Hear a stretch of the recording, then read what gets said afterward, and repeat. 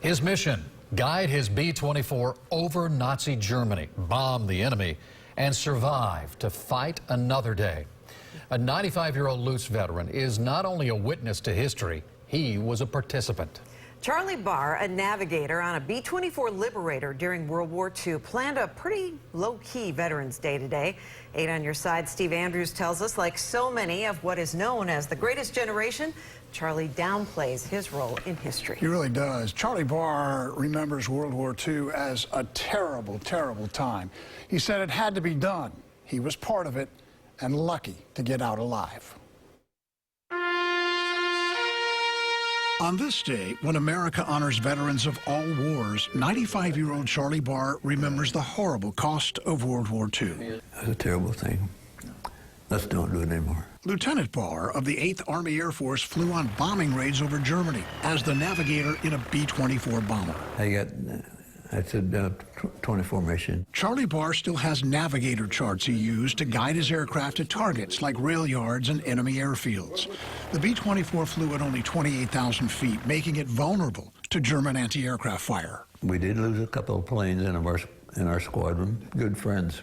Sorry to hear that. Never saw them again. We just accepted it. This is war. Enemy fire, he recalls, hit his plane, but his most terrifying moment, returning from one mission unable to lower the landing gear. And we flew around the base there for I don't know how long. We could see the ambulances and all the medics that lined up down below there. As the plane went in, the landing gear came down. Charley remembers he was in his barracks when Germany surrendered. He still holds the May 8th, 1945 edition of Stars and Stripes. I think maybe we had a bottle of some kind of booze there that we might have a toast to. This hero is more than modest about his role in the war and as a member of America's greatest generation. I'll take his word for it. It was a great generation. Charley Barr admits he was very lucky, very fortunate. Even though the war, he says, is now a haze, one sight still stirs emotion.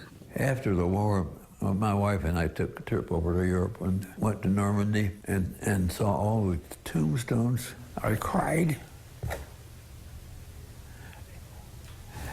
Awful. Bomber crews suffered about a 46% death rate. Roughly 75,000 members of the Army Air Force were killed, wounded, or taken prisoner during World War II. This is a man who understands the toll of war. Frightening numbers and memories for him to share, even this many years later. Yeah, he says it's kind of a haze, but he does recall some things. He told me that after the war, he flew over Europe. The destruction, he said, was sickening. He still has navigator maps he used to guide his B-24 to targets. And he told me as the war was winding down, V-2 rockets exploded nearby in London, and a German jet fighter buzzed his bomber formation, if you recall.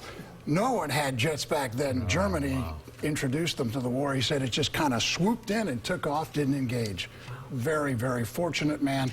And thank you, Charley Barr. For your service and your sacrifice and all of those who flew with him. All of our veterans. Thank you, Steve.